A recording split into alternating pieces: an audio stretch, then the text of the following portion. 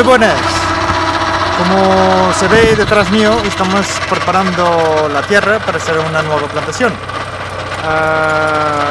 Infelizmente no hay ninguna otra manera de hacer una plantación sin mover la tierra. Estamos a pasar esta máquina para poder desbrozar y al mismo tiempo labrar la tierra más fina para poder pasar la herramienta de hacer caballones, si no, no encaja, y de ahí ya hacemos la plantación.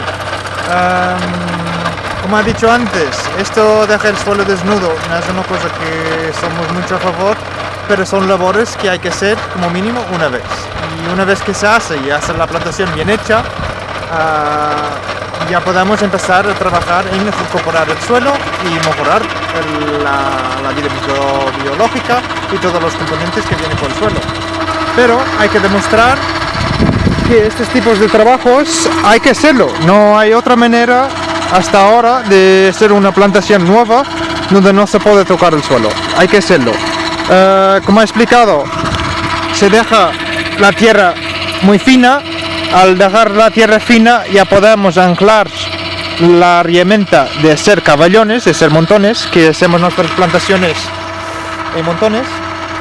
Y bueno, hay que hacer este trabajo. Lo que sí, que una vez que se acaba esto y hacemos los caballones y hacemos las plantaciones, vamos el más rápido posible a acolchar toda esta área para como mínimo que el sol no bate mucho fuertemente en el suelo. Bueno, muy buenas a todos y a todas. Bienvenidos a la parte 2 de Tierra de Salvias, donde vamos a hablar de la segunda preparación que hacemos en la plantación antes de plantar las salvias. En este caso fue hacer los caballones, o otro nombre que puede tener son camas elevadas o bancales elevados, y es de aquí donde vamos a hacer las plantaciones de salvias. Este tipo de manejo no es muy habitual en las plantaciones de plantas aromáticas y medicinales, por eso que tenemos que explicar un poco su propósito y para qué sirve. Este trabajo fue hecho por Silvia, un agricultor aquí de la zona nos ha dejado un tractor, pero para hacer eso.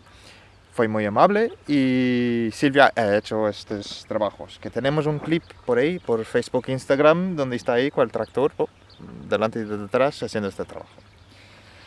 Ok, este tipo de manejo tiene varias funciones y hay que explicar un poco por qué hacemos de esta manera. La función número 1, que es la más fácil de explicar, es que si hacemos las plantaciones un poco más elevadas, es mucho más fácil trabajar para nuestras espaldas, para cosechar, para plantar, para cualquier tipo de manejo. Ahí está muy claro. Donde ya no empieza a ser muy claro, o es mucho más difícil de explicar, es el propósito principal que tiene este tipo de manejo. Entre caballón y caballón, que se puede ver aquí, la idea o la teoría detrás de hacer los caballones es que cuando llueve, la agua se va a quedar atrapado entre las calles. En esta terraza, que es muy plano, el efecto no se nota tanto.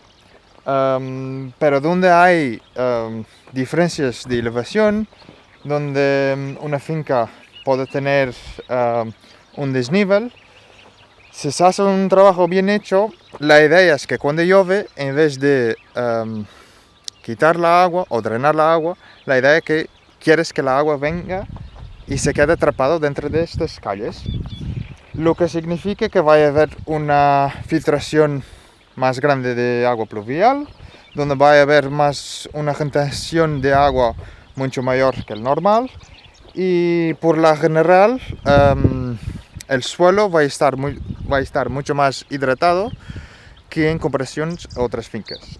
Más una vez, en un sitio muy plano como estos, es difícil de notar la diferencia, pero nosotros lo hacemos porque siempre hacemos esto. Podemos concluir que el propósito número 1 no es tanto el enfoque para las plantas, pero sí el enfoque de aprovechar o cosechar mejor las aguas pluviales.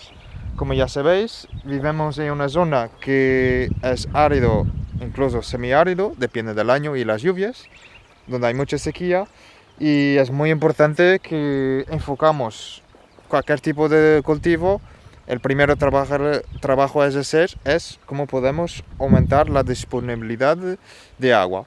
Y la disponibilidad de agua que tenemos aquí es de la lluvia y hay que cosecharla de mejor manera.